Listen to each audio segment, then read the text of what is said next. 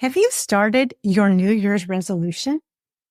Imagine this. You're sitting at your doctor's office thinking about kicking off your New Year's resolution to lose those stubborn 10, 20, or maybe even 30 pounds.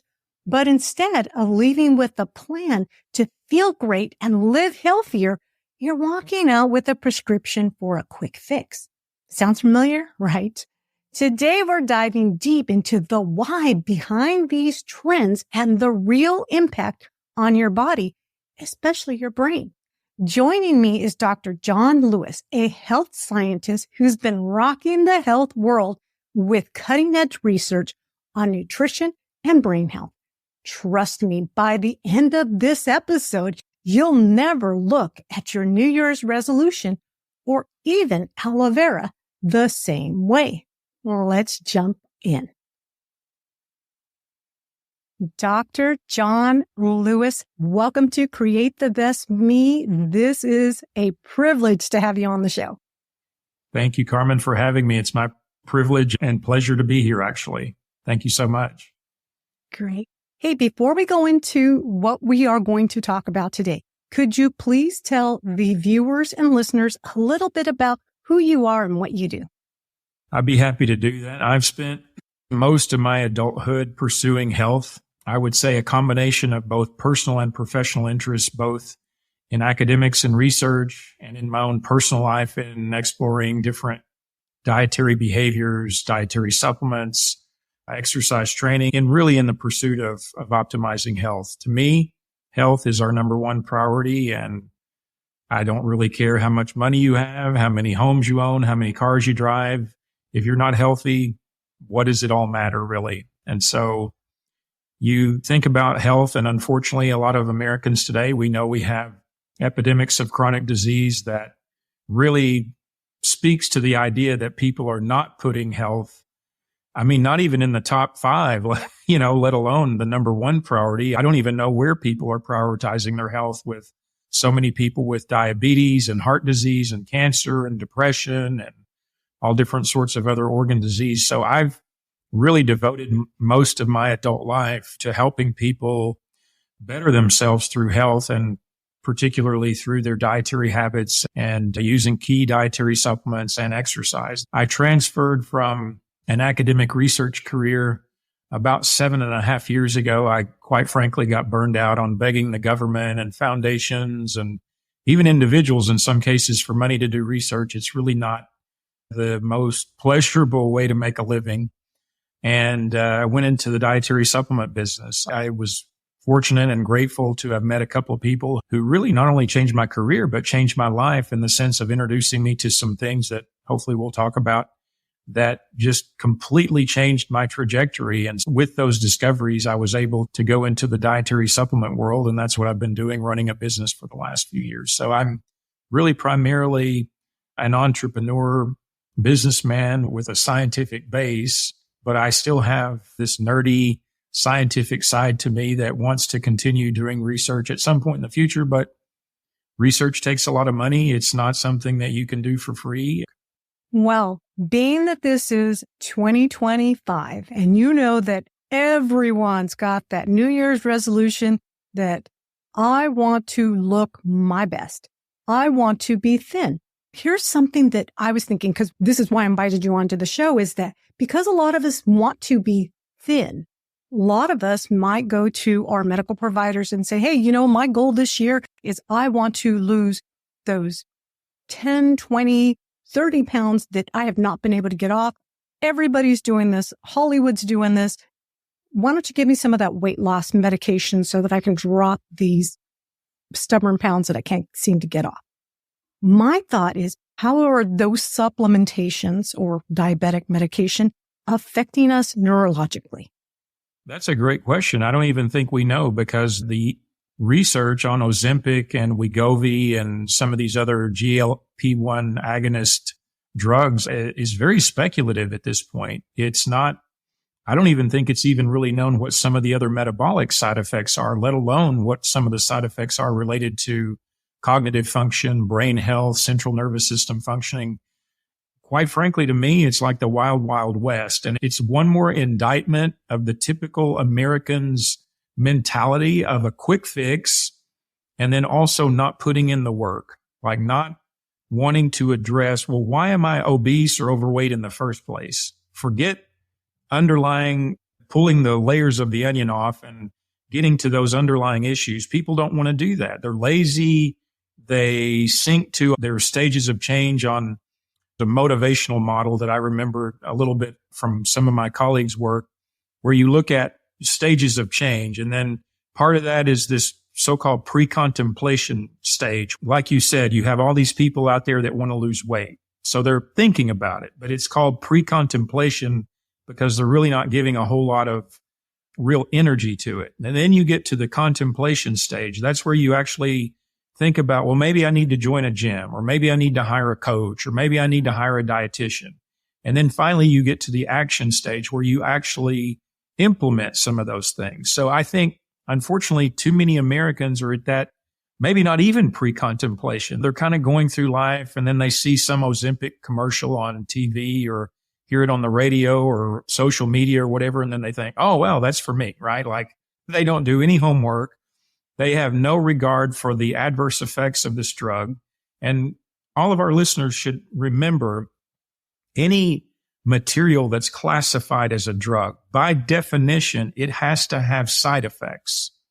So remember, just because you think, oh, well, it's a prescription and it's regulated by the FDA, blah, blah, blah, it still has side effects, folks. So it's going to do something to you that's unintended. And those unintended effects are not going to be nice.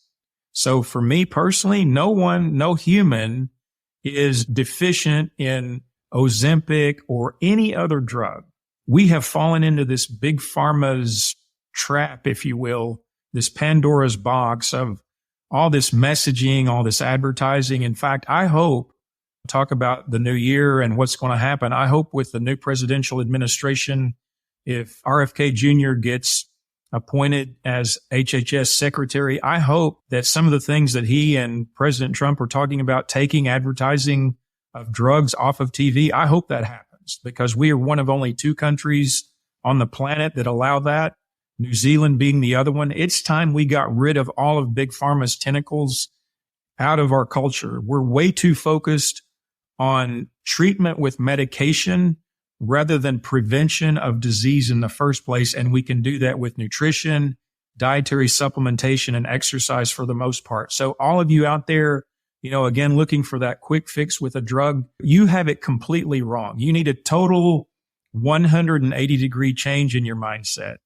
Yeah, well, I stop and think of, like, some of us might try fasting.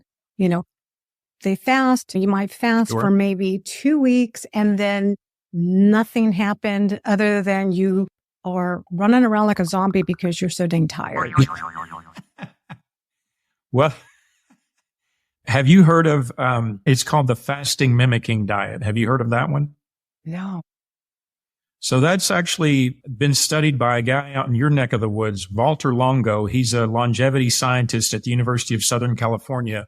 I really love Longo's work because he doesn't appear to be one of these people conflicted or paid off by Big Pharma. He's actually looking at nutritional strategies to help people live a healthy life, live an optimally healthy life, extend longevity. And one of the things Longo and his colleagues have discovered is that in a 30-day period, rather than going on a perpetual intermittent fasting diet where you're only eating, say, for 6 hours, 7 hours, whatever that window is in a 24-hour period, and then you just do that perpetually, what Longo and his colleagues have shown is that you can do a fasting period of 5 days.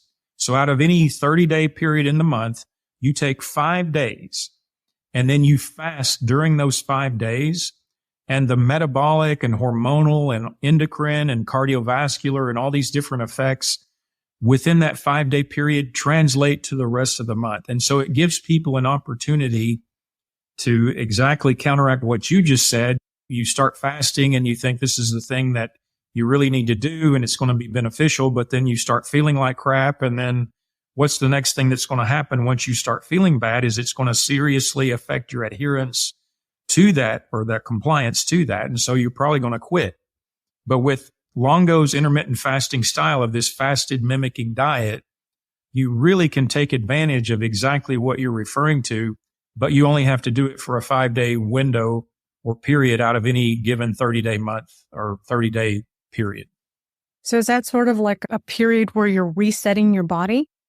Basically, yes. So you still would do either like a water fast. Some people are out there advocating for dry fasting, which to me is a bit extreme. If you're like grade 3 obesity, you weigh 450 pounds or something, maybe a little bit of dry fasting here and there would be something that would help you continue losing weight. But I'm not a big fan of that. I think still drink water at least, if not a little bit of vegetable juice or something.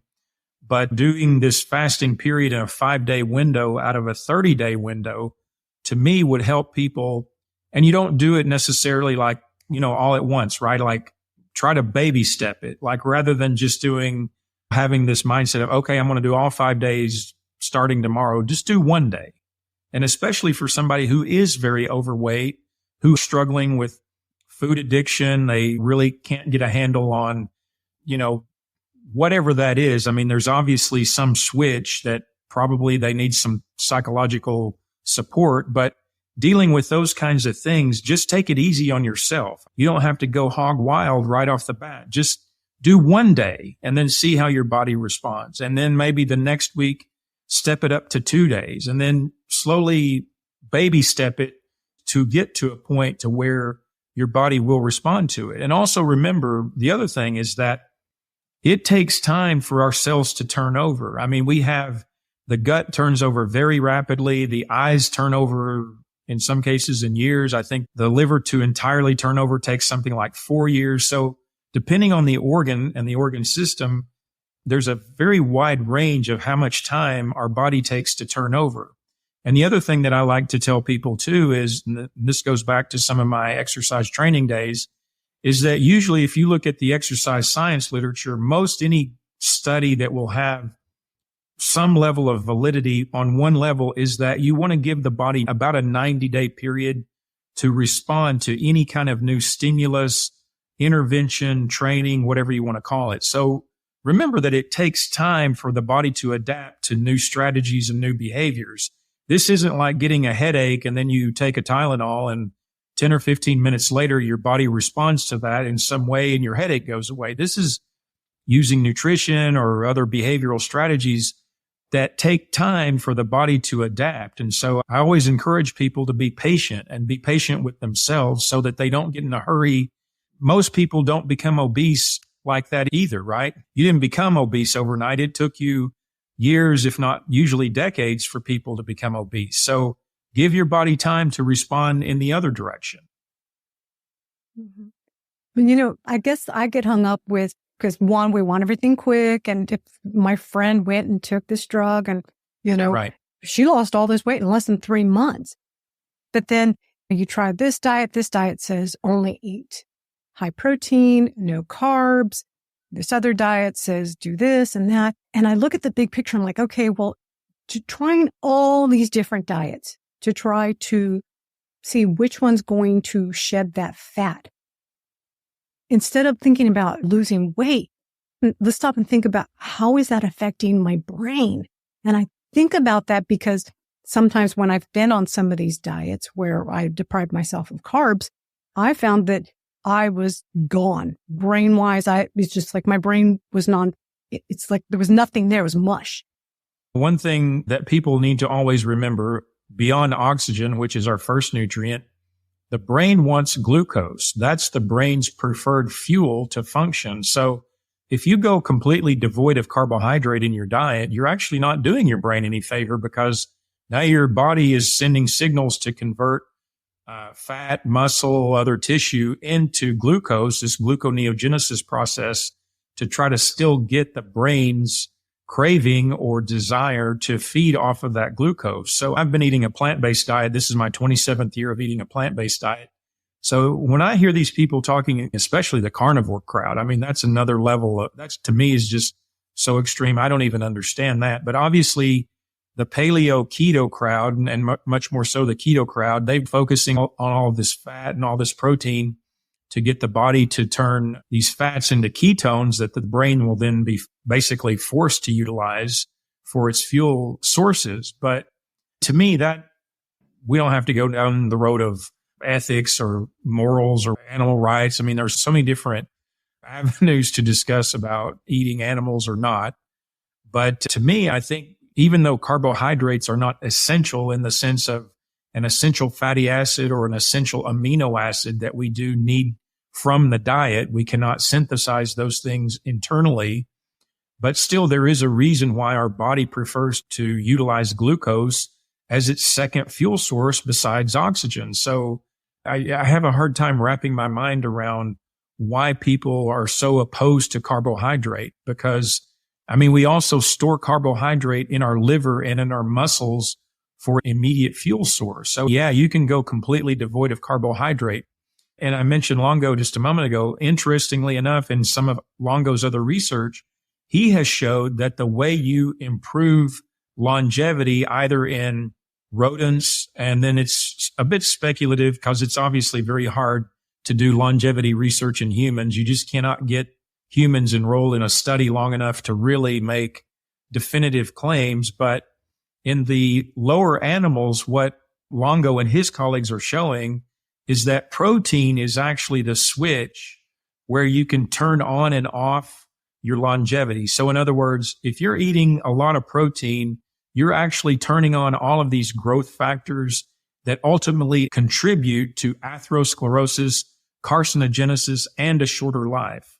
And then also taking it one step further, if you switch from animal protein to plant protein, it's actually less efficient, and it actually also increases your longevity. So there's a lot of research out there that very much flies in the face of all of these paleo, keto, carnivore people that are just constantly pounding the drum about protein and how that's the primary or the most important fuel source for humans. I mean, there's just a lot of research that completely contradicts what these people are saying.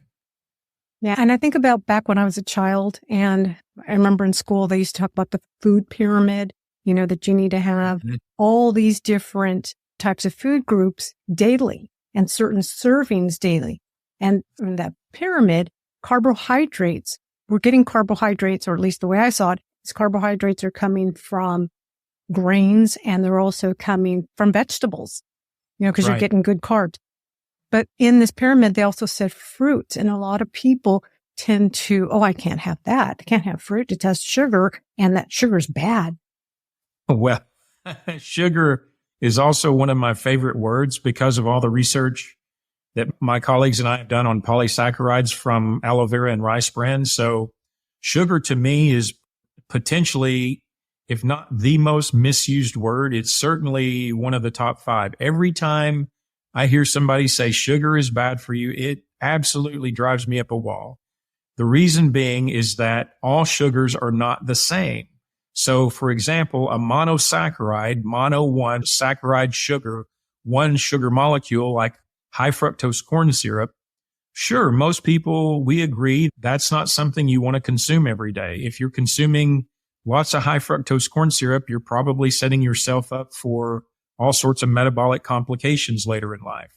If you have a little bit occasionally, and I don't know what a little bit is, but depending on how obsessive and compulsive you are, maybe you wouldn't have any. I don't consume it. Just as a personal disclosure, I don't consume it. If I do, it's somebody has given it they've slipped it into a food that I wasn't aware of that contained it. But I certainly, if it's something that I'm buying at the store and I read the label and it says high fructose corn syrup on it, you can guarantee I will not buy it. And then you have disaccharides, Di2 saccharide sugar, 2 sugar molecules like sucrose. Obviously, white table sugar is very commonly used as a sweetener. And then you have these polysaccharides, many saccharide sugar, many molecules of sugar.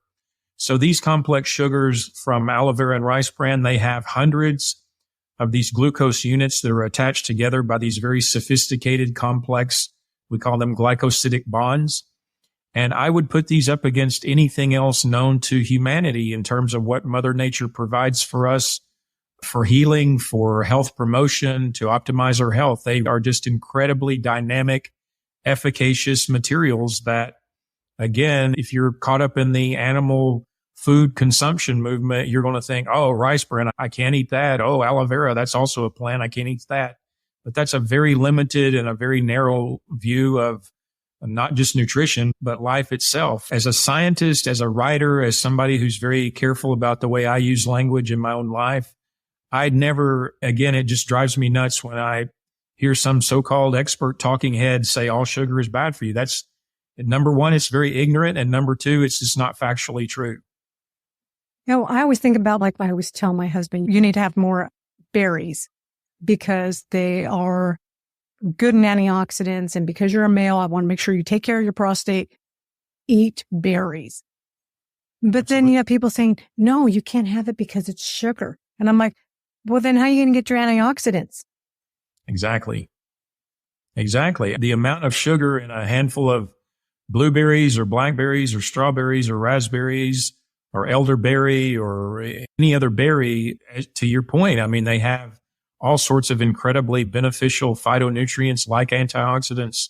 And the amount of fructose in that serving of fruit is negligible. It's not eating that every day. The benefit that you get from all the other health promoting aspects of those fruits compared to what bump you have in your glucose level or your insulin level from eating that is ridiculous. I mean, to me, it's not even a comparison. I've yet to read an article, peer-reviewed scientific article, that says eating blueberries causes cancer, causes heart disease, causes diabetes, causes Alzheimer's. I've yet to read that article. That article does not exist. If it does, it's one in, I don't know, a million. Like literally, it's that finding would be like, that would blow me away if there's actually an article out there that says that. Mm-hmm. And so, being that this is the new year, what should women be thinking about to live a healthy life, lose the weight that they want to lose in a way that is also going to benefit their body entirely, especially their brain? And I say their brain because as we reach menopause, we start to get brain fog. And I always fear that brain fog could turn into dementia.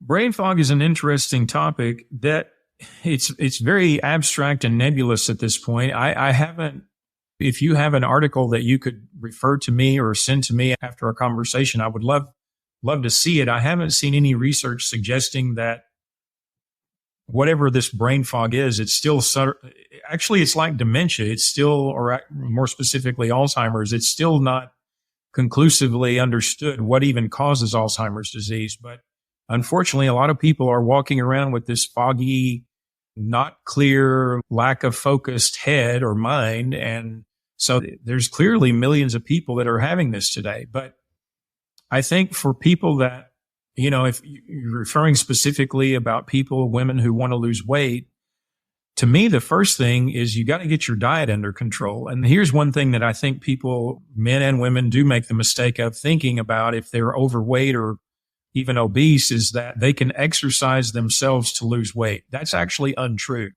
There is quite a bit of research that shows that you would have to exercise an enormous amount of time and even intensity at a certain level to really achieve sustainable weight loss. So what weight loss really comes down to is what we do when we bend our elbow, open our mouths, and stick something in it. So you really have to get a grip on what your diet is. And unfortunately, it kind of pains me to say this a little bit, there really is something to the effect of the caloric balance, even though a calorie is not a calorie. I mean, 100 calories of Oreos is not the same as 100 calories of broccoli.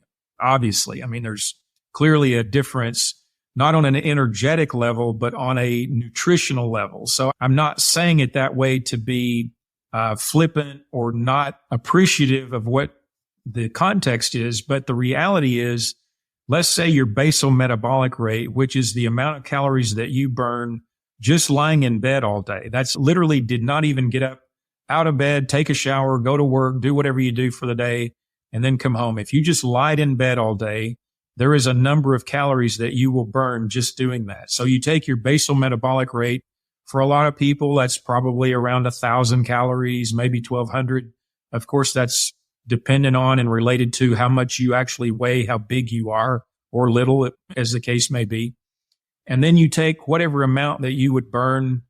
If you're not exercising every day, obviously there's a deficit there. But if you're just living life, you're driving to an office, you're sitting there for 8 or 9 or 10 hours, and then you come home and you have dinner with your family and spend a little time with them before you go back to bed, you might burn another few hundred calories. Again, I'm just being very general here. These are certainly not numbers I want anyone to hold me to. I'm just kind of giving an example. But let's say your basal metabolic rate plus whatever minimal amount of calories you burn every day is 1,800. Let's just for argument's sake. So what that means is if more or less every day your body is expending 1,800 calories, you need to be below that. And again, you could eat 1,700 calories every day of Oreo cookies and you would start to lose weight, but you will hit a point where just eating 1,700 calories every day of Oreo cookies is going to start to then kick in other problems that you, again, wouldn't have hoped to have happened to you. So you have to eat a hypocaloric diet, not hyper, but hypo, meaning under the amount of calories that you expend every day. And then over time, you will lose weight. I mean, that's just physics. That's not anything debatable or argumentative. If you're taking in less than what you're expending, you will lose weight. There's no argument to that. But again, it's what you're putting into your system that will help you to either lose weight much faster, have better outcomes in terms of different biomarkers that you could look at that would be indicators of your health. And then that's where you can really start to see, and again, going back to an earlier comment about being patient with yourself, allowing your body to do its job, allowing your body to go through the healing process. But that, to me, Carmen, is the most important thing that anybody needs to do in terms of if you are overweight or obese, getting on the track to getting back to a normal level of weight. It starts and ends with what you put into your mouth. I'm not saying don't exercise. But again, most people are just not going to be able to exercise enough to the intensity level enough to really make that the number one factor. The number one factor is what it is that you're putting into your mouth. So let's say you're either putting in the 1,700 calories of Oreo cookies or you're putting in 1,700 calories of fruits and vegetables. Okay. Would you see a difference? You absolutely would see a difference because, again, remember, there are two very important things about everything we put into our mouth. The one side is the macronutrition, the protein, the carbohydrate, the fat. But then the other side is the micronutrient content. So with the broccoli and the healthy grains, everything that's green, some berries, mango, banana, all that plant material, it's not just the macronutrient quality and content, it's all the micronutrients. And those things are so important to how our cells function and how we really create a healthier version of ourselves. If we're only consuming those 1,700 calories of Oreos every day, we are going to lose weight, but we're also probably going to start setting ourselves up for all sorts of nutrient deficiencies that will then lead to other problems, not just being overweight. So that's where it really is the difference. Again, you could lose weight just eating 1,700 calories of Oreo cookies every day, and you probably would enjoy it. I mean, I guess, for all of us out there that have a sweet tooth, people enjoy eating sweet foods, or most people do. But again, over a longer period of time, you are going to be nutritionally deficient. And then you're going to have other problems, like maybe your hair's going to start falling out, or that's right, your heart's going to start beating real fast because you've accumulated a lot of that visceral fat in areas where they shouldn't be. That's right. There will be a whole host of issues that will come up from that. You mentioned skin, of course. Your skin is your largest organ, right? So you want to be hydrated. We didn't even talk about drinking good, clean, filtered water every day. That's obviously very important as well. So making sure that you drink plenty of water every day. You want to make sure that is also a cornerstone. I mean, for me, we didn't really go down this road too much, but you have diet. And again, there are certain dietary supplements that we all need, like it or not. I know there are plenty of people out there that believe you only need to get your nutrition through food. I have several arguments against that, but water is a part of that equation on the nutritional side. And then, of course, exercise and physical activity is another foundation or pillar in my own life. And then, of course, you have other things like managing your stress properly, sleep. Obviously, we know we have millions of Americans today who either they don't necessarily have insomnia, but they have disrupted, not refreshing sleep. That's a huge problem for people. You mentioned something that lead you down the path of dementia or Alzheimer's. Insomnia is certainly one of them, because if you cannot sleep a solid 6 to 8 hours every night, you're not letting your brain, the body clears out. The brain's connection to the lymph system is that you create all this metabolic waste when you're awake all day. And then when you go to bed, not only are you resting, but you're allowing the body to help cleanse itself. And part of that cleansing is pulling out all of that metabolic waste out of the brain and then excreting that out the next day. So if you're sleeping poorly, all of that cleansing gets disrupted. And then eventually over time, all that metabolic waste builds up in the brain. And that's one of the theories behind why people get dementia and Alzheimer's disease. So sleeping is incredibly important. Yeah. And we didn't touch on it. I am a big proponent. I don't believe that I'm going to get all the nutrition I need from the foods I eat. And so I take tons of vitamins every night. I take some in the morning, then I take some in the evening. So I'm not taking a bunch all at once. But I remember one time my mother-in-law, she saw me taking my vitamins and she says, I'm not like you. I don't take a lot of pills. I only take 2 pills. That's it. And I'm like, oh, honey, these are not pills because I'm sick. These are vitamins so that I don't get sick. That's right.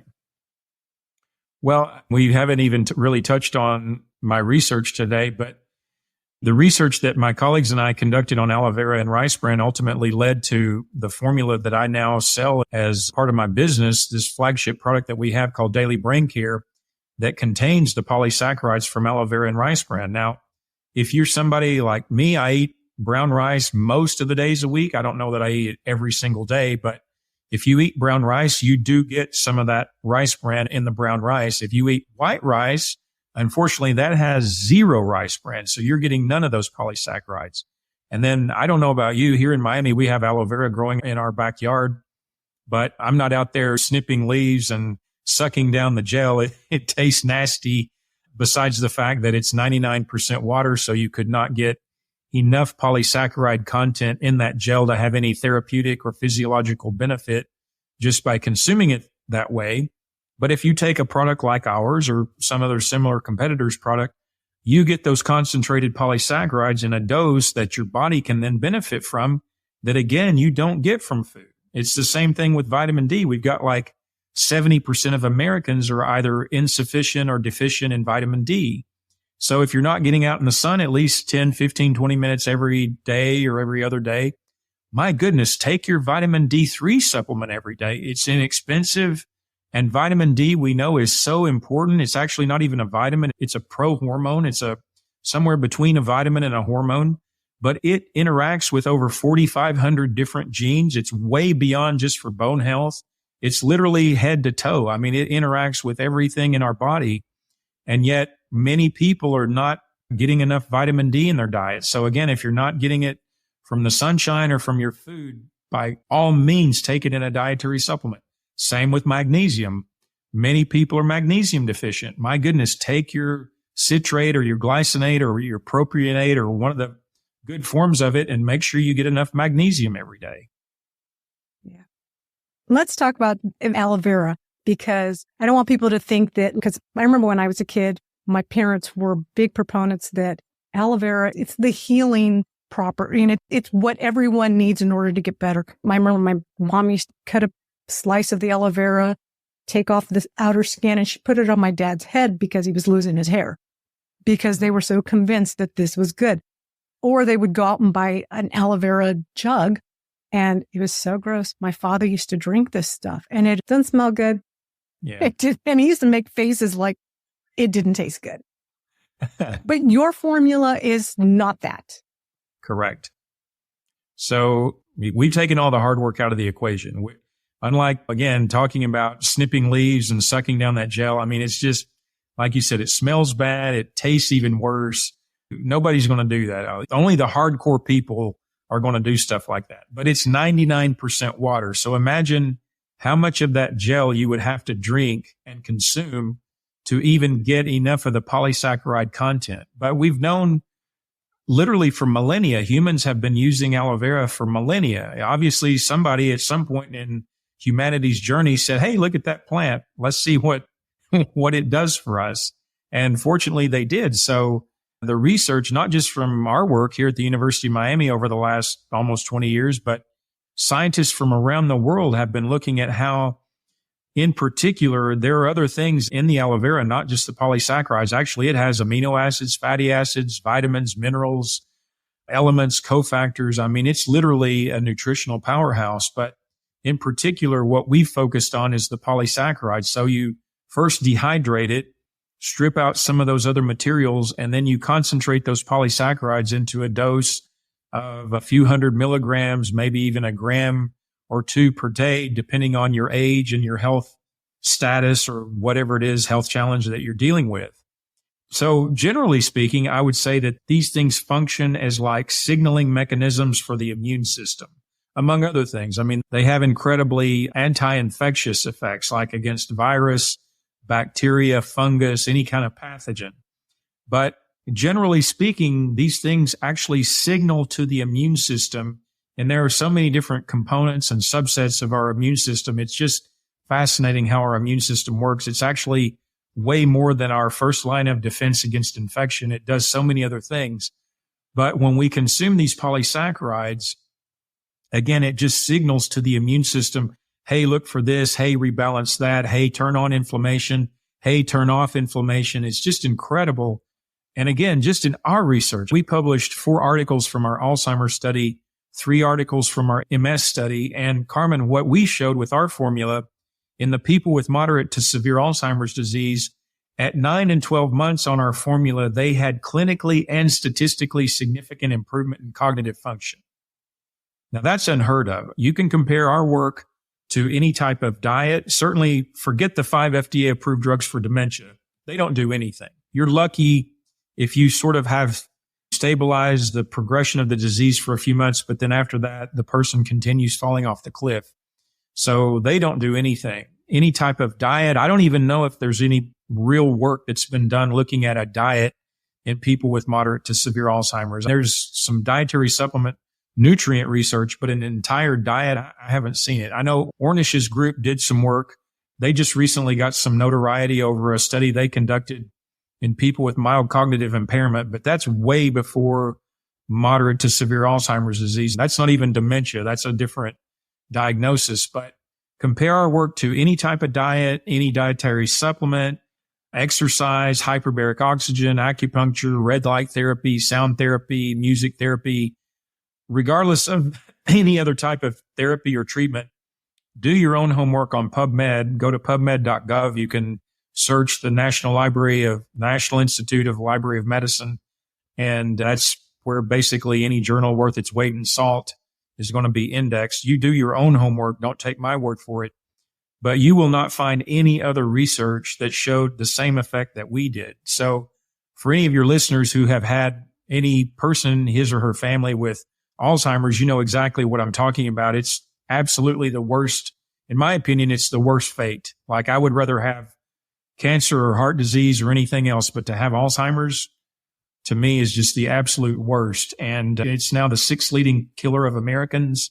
I say we as a scientific community, we can't even come up with a consensus on what causes it, let alone what to do for somebody with it. But when you think about how poorly efficacious the 5 FDA-approved drugs for dementia are for treating people with Alzheimer's, and what we showed, again, clinically and statistically significant improvement in cognitive function, that's unheard of. And I also want to make sure that people are clear. Please, no one go from our conversation today and say, oh, Lewis said you could use nutrition to treat disease. I'm not saying that at all. What I am saying is that we use nutrition to provide the raw materials that the body needs, that the genes interpret. When you stick something in your mouth or when something gets absorbed through your skin, the genes interpret that information. That's coded information that the genes look at and say, what do we do with this?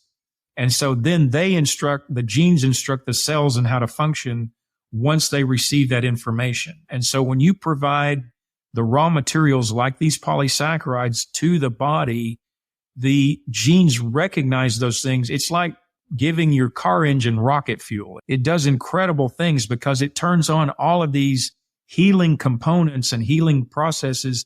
Again, this is not my opinion. This is what we've actually published in our work. So that is a far different paradigm from taking a drug where you alter a metabolic pathway to treat a symptom of a disease. That's the pharmacological model.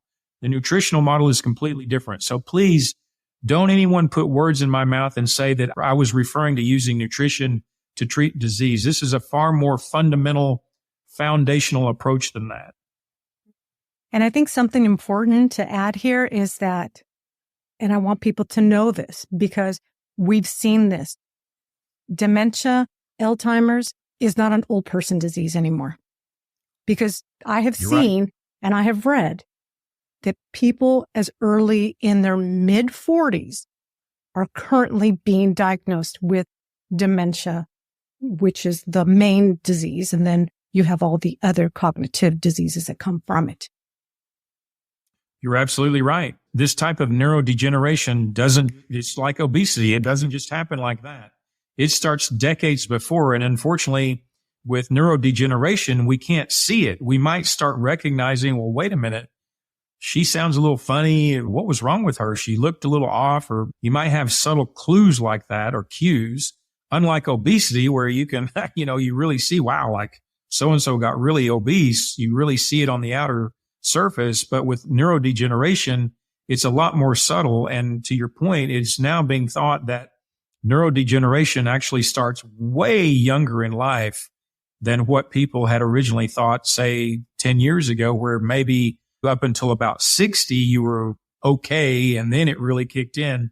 No, that's not what's happening. It's actually kicking in way earlier. And so when you look at your life, and I don't know how many of your listeners are, say, late teens or early 20 somethings, but when we're at that stage in life, we think we're invincible. We can basically treat our body any way we want it to. No problem. I wake up the next day. I keep going. That's the time in your life where you really need to start making your behaviors foundational to set yourself up for the rest of your life to be healthy and not end up with diabetes, not end up with heart disease, cancer, dementia, any other type of neurodegeneration, certainly overweight, obesity. I mean, all those things will start kicking in way earlier than you might think, and you're not actually as resilient as you think. It's just like what Hippocrates said way before our calendar started. Let food be thy medicine. That's really how we need to look at nutrition. Yes, of course, we want to eat something that tastes good and is pleasing on that level. But at the end of the day, everything that we stick in our mouth is ultimately, as I mentioned a moment ago, coded information to the cells to function either to our benefit or to our detriment. And so please remember this. I mean, this is so important. And I'm glad you made that point, because it's not just about neurodegeneration. It's actually everything. We want to be as healthy as we can through the remainder of our lives. And of course, there is no cure for mortality, but at least looking at your life in terms of quality of life and health span rather than lifespan, and then how we achieve that. And again, it all starts with nutrition. It all starts with what we put in our mouths. So for people that are ringing in the new year with their New Year's resolution, what are 3 tips that you would give them to lose weight on the right foot? 3 tips. Well, I alluded to this a bit. You really have to be objective as much as you can. Scientific, maybe that's taking it to a little bit of an extreme level for most people, but the only way that you can really evaluate if some program or some treatment or some intervention works is if you have data, right? You can think that something's working, but if you're not actually tracking results, to me, you're just kind of fishing in the dark. You really need data. So what I would suggest people to do, and of course, this may be dependent a bit on finances or whatever. And if that's true, then, please forgive me here. But I would say for people thinking about New Year's resolutions and starting off 2025 in a direction of trying to get healthier, we'll take some data. Like go to your primary care physician or whoever your preferred healthcare provider is and say, hey, I want some blood work. I want some anthropomorphic data tested. I want to have a baseline so that I know that when I start making changes, I can say, okay, we're doing this right now in January. We're making all these assessments. So February, March, April, I can come back in April or May or so after I've given my body 90, 100, 120 days. And then I can collect the same data again and reevaluate, because again, that's really the only way you're going to know if whatever changes you've made have actually worked. So I would say a very good tip is to collect data. Like, again, make it as objective and as unbiased as you can so that you actually know what it is that you're doing actually works. Along those levels, tip number 2 would maybe be to reach out to somebody who, either through a family member, one of your close friends, somebody in your circle who can help you with coaching. I mean, I think a lot of people, I mentioned food addiction earlier in our conversation, and I didn't mean to be dismissive of that, because I believe that it's true that we have more food addicts than we do cigarette smokers, tobacco users, alcoholics, illicit drug users. There are way more people addicted to food than there are to these other substances. So a lot of people really need that type of coaching or therapeutic support from, somebody, a social worker, a psychologist or whatever. Again, if you can afford to do that, if you have it within your means, if you have it through your insurance, man, get yourself some psychological support to help you work through these changes in the way you look at food, the way you look at activity, the way you look at putting health as a very key component to your life. Because again, I would argue without good health, you really don't have a lot. And then number 3, take personal responsibility. I mean, to me, just like we have too many Americans looking for the quick fix, looking for, oh, well, just give me a drug. I don't care how I got here in the first place, but just give me that drug. Take personal responsibility for yourself. When you look at the state of our country, and I'm talking about spending whatever that number is now, 4.4 or 4.5 trillion dollars per year on what we call a healthcare system, which is not what we have. We have a chronic disease management system. But every single one of us, all 300 and whatever we are today, 330 million people, every single one of us is contributing to that number in some level. So take personal responsibility for your own health, because it's not just enough to say, well, I'm going to go to this person in a white coat who has doctor in front of his or her name, and I'm going to just take it for granted that everything that person tells me is the gospel truth or the way it should be. No, do your own homework, take personal responsibility for your own health, and then apply it, because it's ultimately up to every one of us to reverse this crazy trend that we have going that's completely unsustainable. We're one of the unhealthiest countries in the world, and so we've got to reverse all of this. Otherwise, our country is going down the tubes, not due to terrorism, not due to climate change, not due to all these other things that people get whipped up into a frenzy about. We're going down the tubes because of chronic disease. And that starts with personal responsibility for each one of us. So take personal responsibility for yourself and your health. Very good advice. John, what are you currently working on, and when can we expect to see your future projects? Well, I'm always working, right? I'm always beating my drum of helping people get healthy. At Dr. Lewis Nutrition, we've got some new products coming out this year. So Daily Brain Care has been our flagship product for all these years now, based on all this work that we've done. But we've got some exciting new products coming out with some really cool technology that enhances the bioavailability and the absorption. We mentioned vitamin D a little while ago. So we have the ability to take this technology that's all natural to enhance the ability of vitamin D to do its job in the body. So we're going to be launching a vitamin D3 K2 product, a curcumin product, an EGCG product, which is a green tea extract. We've got daily immune care coming out. We've got daily eye care. So we've got a number of new products that we're launching. Hopefully, well, definitely D3 K2 and the curcumin will be this quarter. And then hopefully by second quarter of 2025, we'll have those other products. So that's really what I'm focused on at this point is bringing new products to the forefront that can help people again achieve health, because Daily Brain Care is an awesome product, but you need other things to go along with it. It's not intended to be like a Centrum or a one-a-day multivitamin. It's really a polysaccharide focus, but you still need lots of other things as well. So that's really my focus at this time, up until the point where we do have the money and the funding to do more research, but continuing to leverage the science that we already have and then bringing more products to the market is what we're focused on at Dr. Lewis Nutrition right now.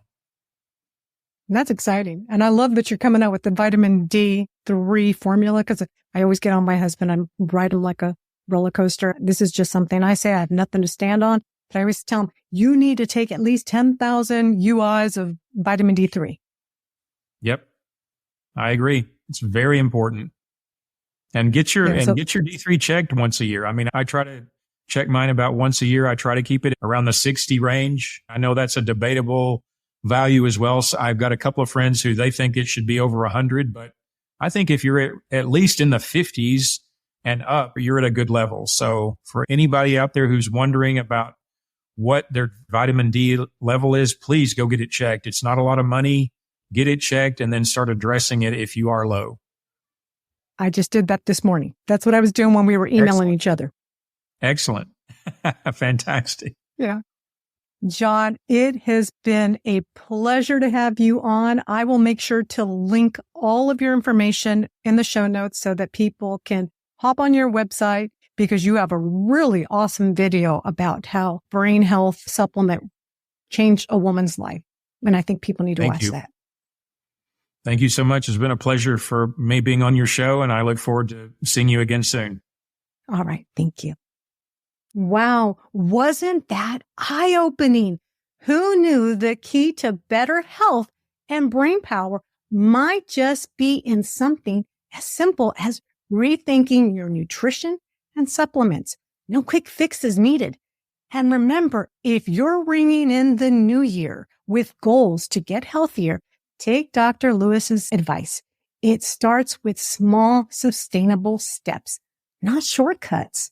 If you want to learn more about Dr. John Lewis and watch the amazing video I mentioned at the end of the show, head on over to createthebestme.com/EP098.